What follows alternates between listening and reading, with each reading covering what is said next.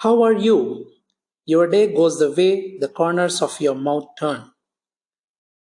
Our answer to the question, how are you, seems like such a small thing, but we must answer that question at least 10 times a day and perhaps as many as 50. So it's not a small thing at all. It's a significant part of our daily conversations. When someone asks, how are you? What do you say? Your answer is usually no more than a few words. And yet, that short response tells a lot about you and your attitude. In fact, your response can literally shape your attitude. I have observed that the response to how are you can be classified into three categories: negative, mediocre, and positive. Let's examine these three categories and some common responses under each one. Negative responses. The negative replies to how are you include phrases such as lousy, terrible, I'm tired, it's not my day, thank God it's Friday, a day older and a dollar broker. Don't ask. When someone responds with don't ask, I know I am in for trouble. That person is going to unleash a multitude of complaints and make me sorry for asking, how are you, in the first place. And I really pity those who take the thank God it's Friday approach to life. Think of what they are saying. Monday, Tuesday, Wednesday, and Thursday are bad days every week. For these people, 4/5 of their week is lousy. The fifth day, Friday, is bearable, only because they know they will have the next 2 days off. Is this a way to live your life? Are you beginning to see how these negative phrases can poison your attitude and turn off other people? Mediocre responses. Those in the mediocre group are a step up from the negative bunch, but they still have plenty of room for improvement. Here are some of the things they say: I'm okay, not too bad, could be worse, same old, hanging in there, fine.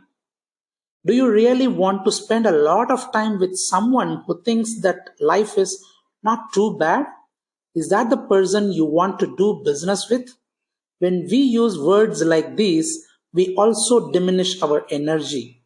Can you imagine someone saying could be worse with an upright posture and a lot of enthusiasm? Of course not. These people sound like they haven't slept in 2 days. There's no getting around it. People who use mediocre words will develop a mediocre attitude and get mediocre results. And I know you don't want that. Positive responses. Then there's the positive approach. These are the enthusiastic people who say terrific, fantastic, great, excellent, superb, I'm on top of the world. It doesn't get any better. Those who use positive words like these have a bounce in their step, and you feel a little better just by being around them. Be honest. How did you feel as you read the positive list? I don't know about you, but I'm energized and excited as I review that list. These are the people I look forward to meeting today. These are the people who are more likely to get my business. Why not go back and reread the negative list and the mediocre list? Say them out loud. How do they make you feel? Bummed out, for sure. A smile is an inexpensive way to improve your looks. You see, if given the choice, I would rather be around people who are positive and full of life as opposed to those who are negative and listless. It's like the old saying that everybody lights up a room, some when they walk into the room and some when they walk out. You want to be the one who lights up a room when you walk in. As for me, when someone asks me, how are you? I usually respond with terrific. It projects a positive attitude to the other person, and the more I say it, the more I feel terrific. Join the positive group. Well, you had a chance to review some typical responses in each category: negative, mediocre, and positive. Which of these phrases do you use most often? Which responses do your friends and family use? If you find yourself in the negative or mediocre group, I suggest you immediately consider revising your response and joining the ranks of the positive. Here's why. When you are asked, "How are you?" and you say, "Horrible" or "Not too bad," your physiology is adversely affected. You tend to slump your shoulders and head and take on a depressed posture. What about your emotions? After stating that you are lousy, do you feel better? Of course not. You feel even more down in the dumps because negative words and thoughts generate negative feelings and eventually negative results. And it's up to you to break it. Even if real circumstances in your life persuaded you to state that you are lousy, perhaps a promising business deal fell through, or your child received poor grades in school, your gloomy attitude does nothing to improve the situation. To make matters worse, your mediocre or negative reply turns others off. They are dragged down just being around you and hearing your pessimism. Form a new habit. If all of these negative consequences flow from your words, why do you continue to say them? More than likely, it's because you haven't recognized that you have a choice in that matter. Instead, you are following a habit that you developed many years ago, a habit that no longer serves you. In the end, your own words are a self fulfilling prophecy. If you say everything is terrible, your mind is attracted to those people and circumstances that will cause that statement to be true. If, on the other hand, you repeatedly state that your life is wonderful, your mind will begin to move you in a positive direction.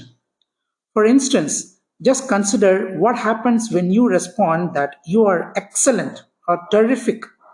As you say these words, your physiology begins to correspond with your optimistic language.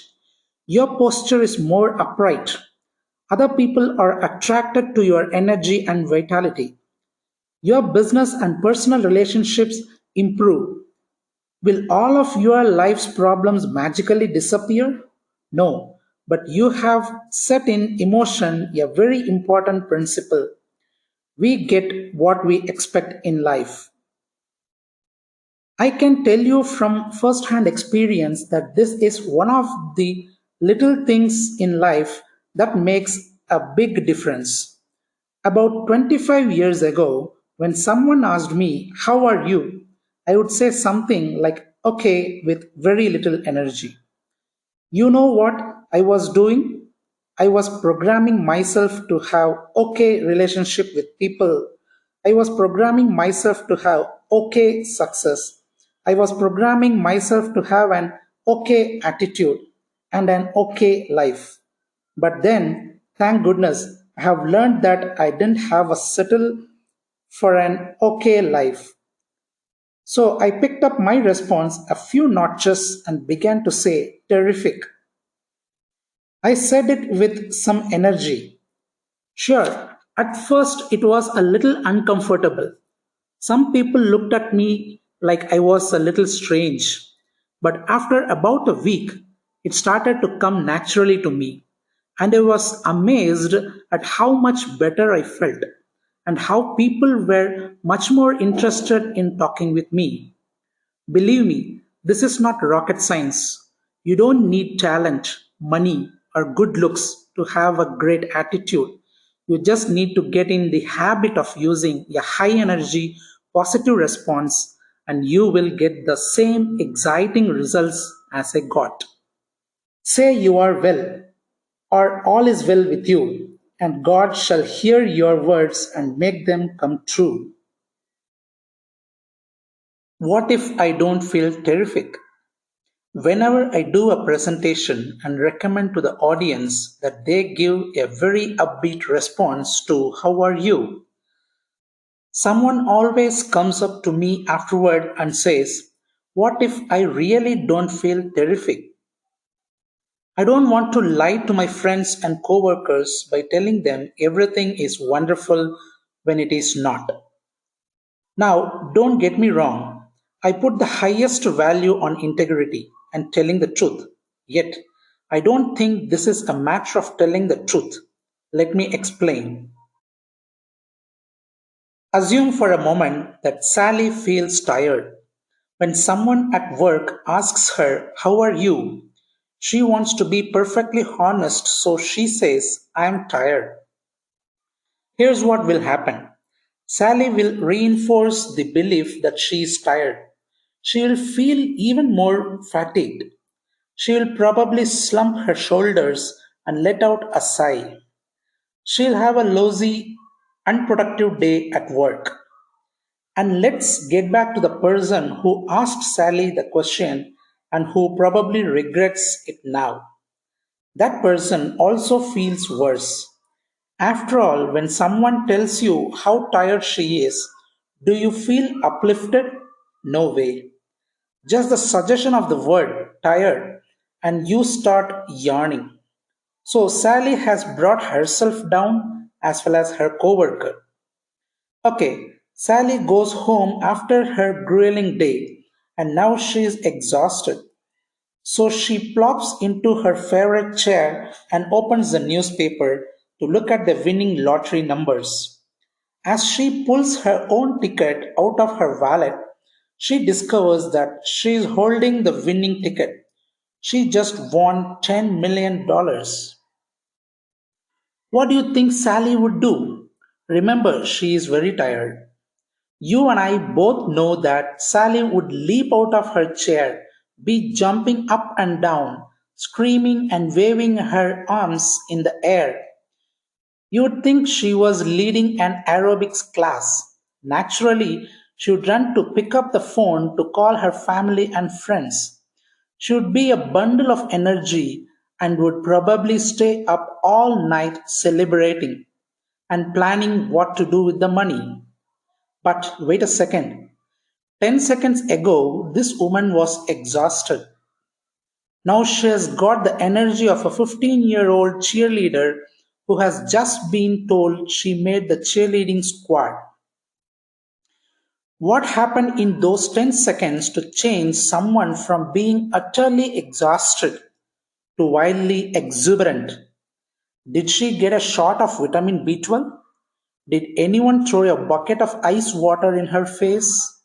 No, her transformation was entirely mental.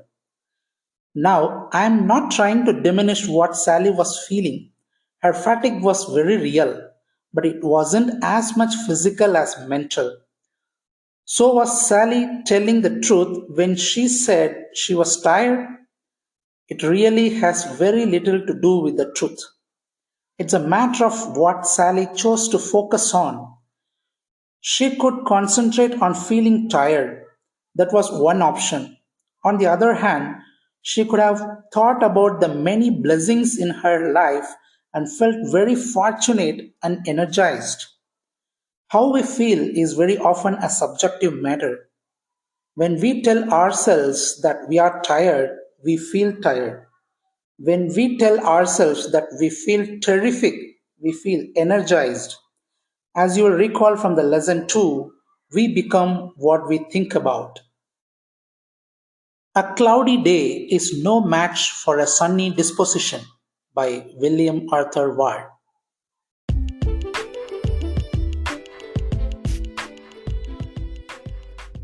Respond with enthusiasm. For the next month, try this experiment.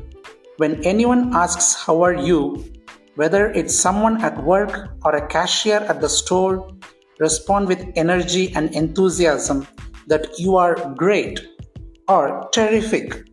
Say it with a smile and a sparkle in your eye. It doesn't matter whether or not you completely and totally feel terrific at that moment. Simply apply the act as if principle. In other words, if you want to be more positive, act as if you already are, and pretty soon you will find that you have, in fact, become more positive. Don't worry if you feel a little uncomfortable saying these words at the beginning. Stick with it, and eventually you will grow into it. You will quickly notice that you feel better, that others want to be around you, and that positive results will come your way. By the way, how are you? I can almost hear you say, terrific!